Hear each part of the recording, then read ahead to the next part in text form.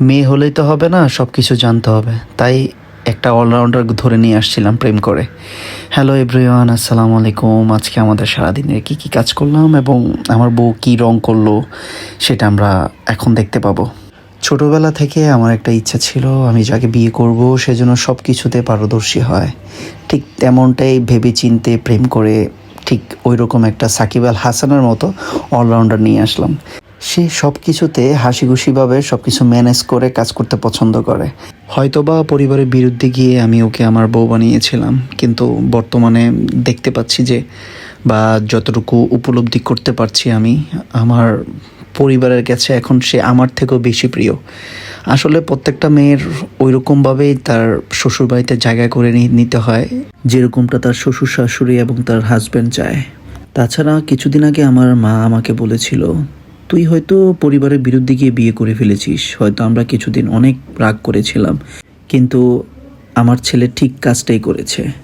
একটা মেয়ের মতো মেয়ে নিয়ে এসেছে আমাদের এই সংসারে। তো মায়ের এই কথাটা শুনে আমার চোখে জল চলে আসলো। হয়তো ভাবতে থাকলাম, আমি যেটা করেছি হয়তোবা পরিবারের চোখে প্রথমত, সমাজের চোখে প্রথমত অনেক খারাপ কাজ, কিন্তু বর্তমানে আমার পরিবার, আমার স্ত্রীকে নিয়ে অনেকটাই হ্যাপি, আলহামদুলিল্লাহ। তাছাড়া আরেকটা কথা বলতেই হয়, আমি যখন কাজের জন্য বাহিরে যাই বা অফিসে যাই, অফিস থেকে এসে যখন দেখি আমার মা, আমার বাবা বা আমার ওয়াইফ একসাথে বসে আড্ডা দিচ্ছে, তখন আসলে মনটা জুড়িয়ে যায়। হয়তোবা তাদের অবাধ্য গিয়ে বিয়ে করেছি, কিন্তু আজকে তারা কতটা সুখী, কতটা মিল। আমার মা ঈশিতাকে ছাড়া খায় না, ঈশিতা আবার আমার মাকে ছাড়া খায় না। তাদের এই আন্ডারস্ট্যান্ডিংটা দেখে আসলেই কি বলবো, চোখে পানি চলে আসে। আমি চাই বাংলাদেশের প্রত্যেকটা মেয়ে শাশুড়ির মধ্যে যেন এরকমটা মিল থাকে। আর একটা কথা না বললে নয়, মাশাল্লাহ সে সব কিছুতেই অলরাউন্ডার।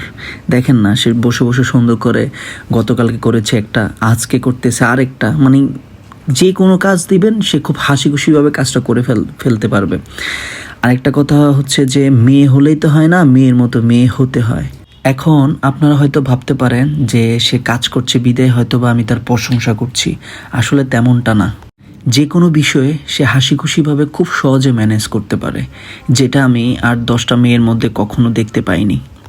তার নেই কোনো বিরক্ত, নেই কোনো রাগ, নেই কোনো জিদ। হয়তোবা আপনারা আমাদের কিছু কয়েকটা ভিডিওতে হয়তোবা দেখতে পারেন যে সে আমার সাথে খুব রাগান্বিতভাবে কথা বলতেছে, তুই করা কথা বলতেছে। এখানে সিরিয়াস হওয়ার কোনো কিছুই নেই। সে আমাকে প্রচণ্ড পরিমাণ ভালোবাসে দেখেই কিন্তু আমি তাকে অনুমতি দিয়েছিলাম যে তোমার যেভাবে ইচ্ছা তুমি আমার সাথে ঠিক সেভাবেই কথা বলো, সেটা তুই হোক, আপনি হোক বা তুমি হোক। কারণ পৃথিবীতে সবচেয়ে নিকৃষ্ট ভাষাটাই কিন্তু হচ্ছে তুই, আবার পৃথিবীতে সবচেয়ে আপন ভাষাটাই হচ্ছে কিন্তু তুই। কারণ আমি তার হাজব্যান্ড না, আমি তার বন্ধু হিসেবে পাশে থাকতে চাই সব সময়। একটা ভালো বন্ধু হিসেবে তার পাশে থেকে তাকে সারাটা জীবন সাপোর্ট দিতে চাই, ঠিক এইভাবেই।